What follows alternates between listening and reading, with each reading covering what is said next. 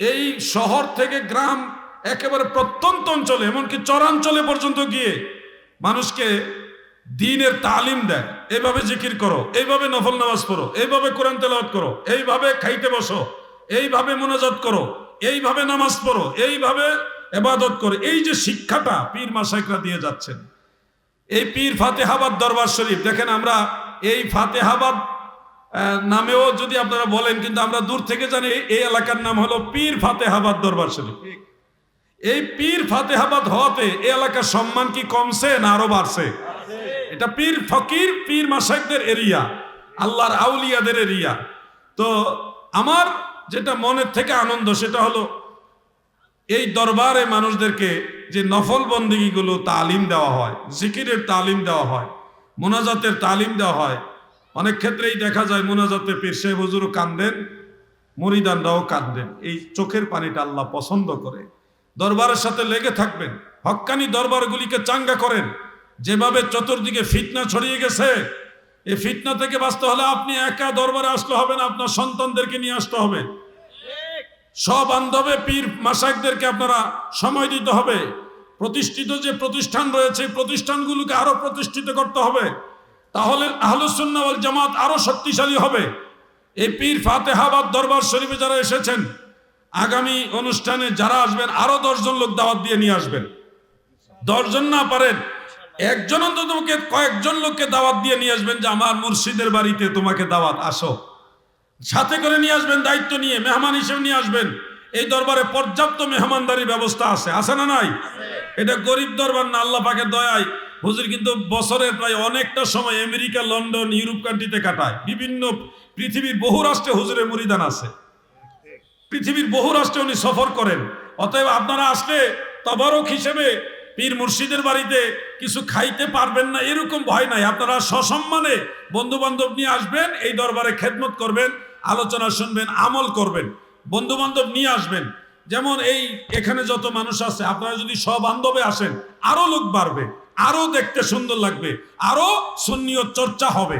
সুন্নিয়তের চর্চা যত বাড়বে ততই মদিনাওয়ালার পক্ষের শক্তি শক্তিশালী হবে, ঠিক কিনা? এজন্য আপনাদের সবাইকে সোচ্চার হতে হবে, দায়িত্বশীল হতে হবে। যেই বিষয়টা আমি বলতে চেয়েছিলাম, এশারের নামাজের 4 রাকাত সুন্নাত, জন্য স্মরণ করে দেই। মুসনাদে ফেরদৌসের মধ্যে একখানা হাদিস উল্লেখ, যেই হাদিসটা কাজী শাওকানি তার নাইলুল আওতারের মধ্যে উল্লেখ করেছেন। হাফেজুল হাদিস ইমাম মুনজিরি রহমাতুল্লাহ আলাইহি আত-তারগীব ওয়াত তারহিবের মধ্যে হাদিসখানা উল্লেখ করেছেন, অন্যান্য কিতাবে আছে। দয়াল নবী বলেন, যে হাদিস শরীফটা হাফেজ ইবনু হাজার আসকালানী রহমাতুল্লাহ আলাইহির আদ-দারায়া ফি তাখরিজ আহাদিসিল হিদায়া, সেখানে আম্মা জানা আয়েশা থেকে এবং হযরত আবু দারদা রাদিয়াল্লাহু আনহু থেকে উল্লেখ করেছেন।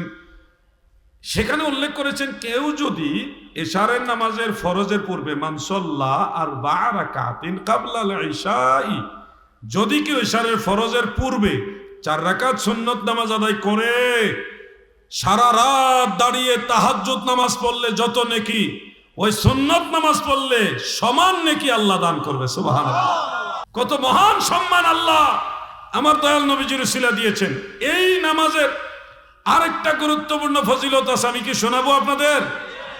হাফেজুল হাদিস ইমাম আবু জাফর উকাইলি রহমাতুল্লাহ আলাইহি তিনি বর্ণনা করেছেন দুআফাউল কবির, সেই কিতাবের মধ্যে হাদিস কানা হযরত আব্দুল্লাহ ইবনে আমর ইবনে আস রাদিয়াল্লাহু আনহু থেকে riwayat রয়েছে যে মান সাল্লা আরবা রাকাতিন ক্বাবলাল ইশাই কাকদরিহিন্না মিন লাইলাতিল কদর, কেউ যদি ইশারের ফরজের পূর্বে 4 রাকাত সুন্নত নামাজ আদায় করে গো, তার আমল নামায় লাইলাতুল কদরের সমান সওয়াব আমার আল্লাহ দান করবে। সুবহানাল্লাহ! সুবহানাল্লাহ বলে